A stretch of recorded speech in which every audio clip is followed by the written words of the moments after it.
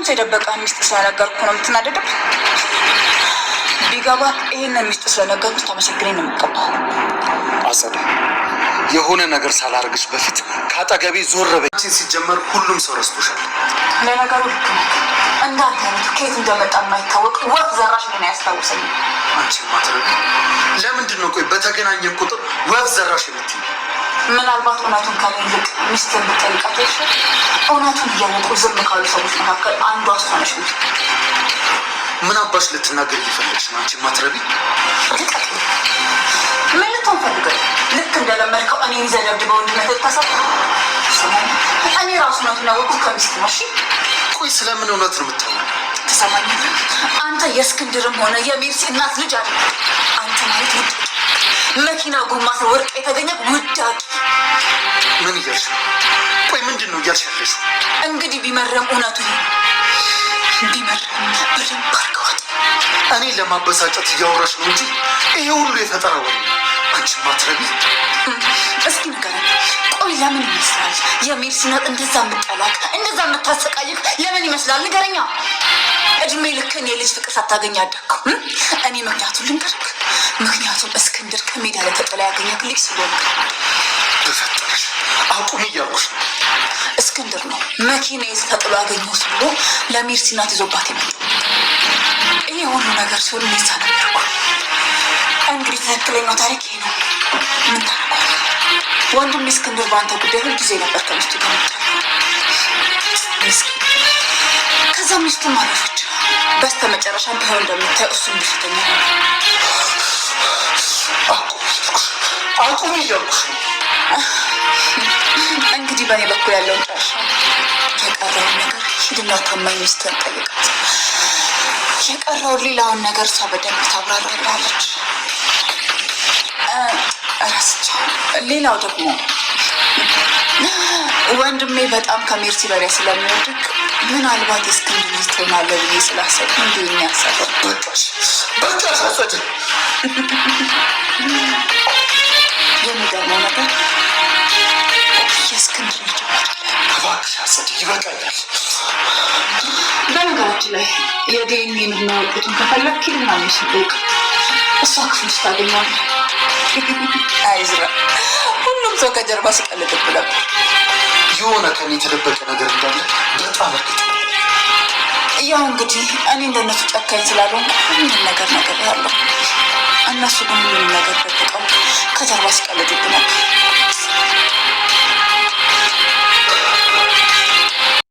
ሰላም ሰላም ውዴ ቻናል ቤተሰቦቼ አስቶኔ ዛሬ ደግሞ በሌላ ቪዲዮ መተናል። ተወዳጅ የሀብል ድራማ ዛሬ ምን ተፈጠረው ምሎት አብረን እናያለን። እስከ ቪዲዮ ወጣም ድረስ ከኔ ጋር አብራችሁን ቆዩ። አጸዳና ዘንብ እንግዲህ ምንን ወይ ደግሞ አንድ ላይ ሆነው የማውን ሴራ እያዜሩ የሀብል እናት መስላ ሰራተኛ ሀረግ የምትባል እዛ ገብታ እንደምትቀጠር እያወሩ ነበር። እና እናት እንደምትጫወትና ከእስክንድር ሀብልን እንደወለደችው አስመስለን ድራማውን እንጫወታለን ስትል ትነግራታለች። እና እንደ አጋጣሚ አዝራ ሲመጣባቸው እጅግ በጣም ይደነግጣሉ።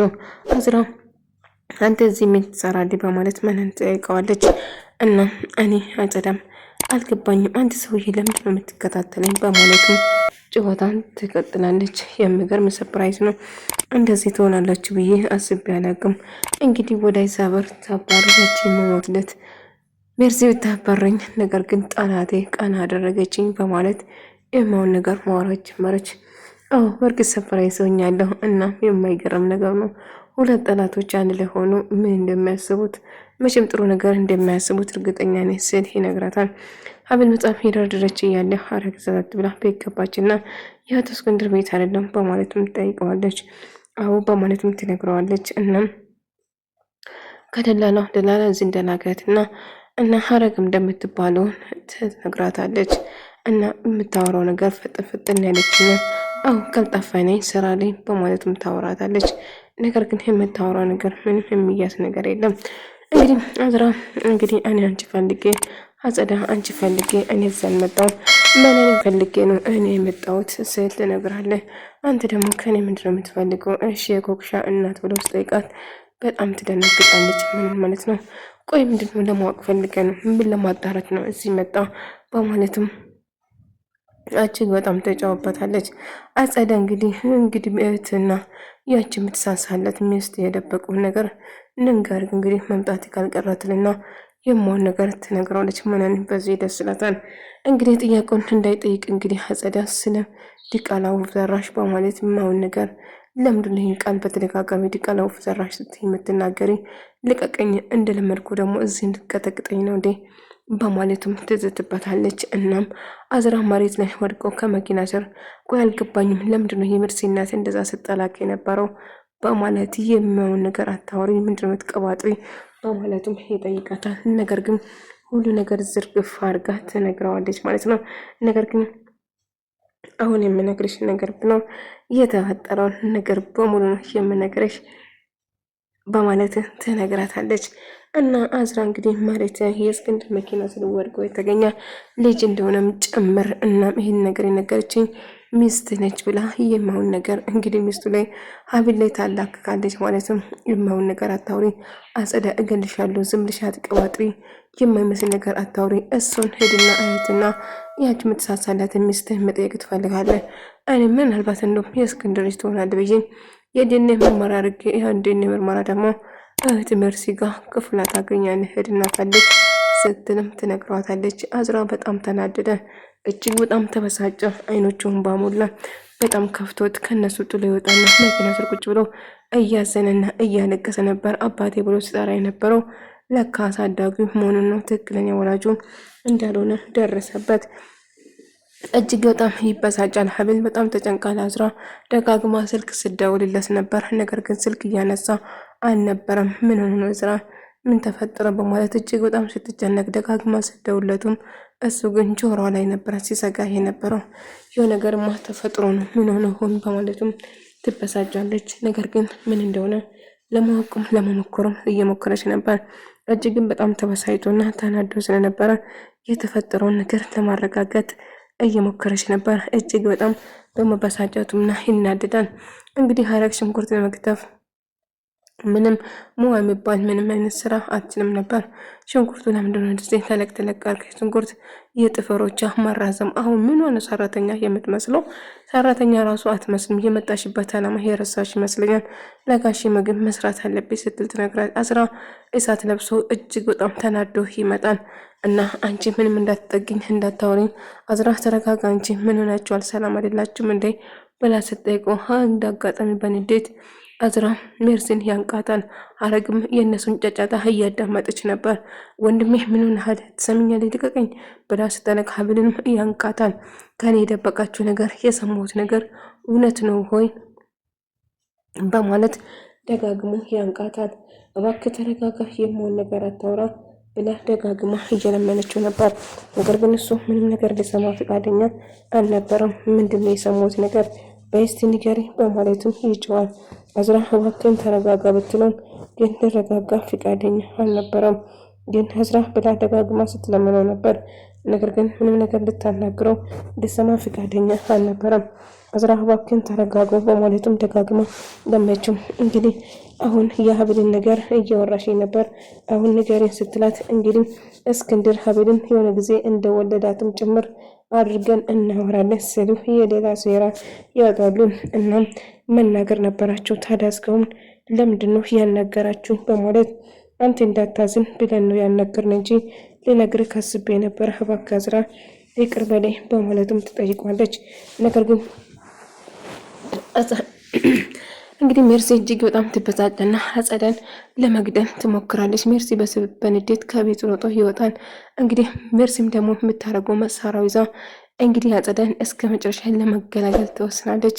እና ምን ነው እናቴ አሁንም በሳብ ተጨንቀሻ እንደ ስትላት ኮክሻ አናናይ ደናኒ ለምጉጫቴም እያለች ስትነግራት ነበር።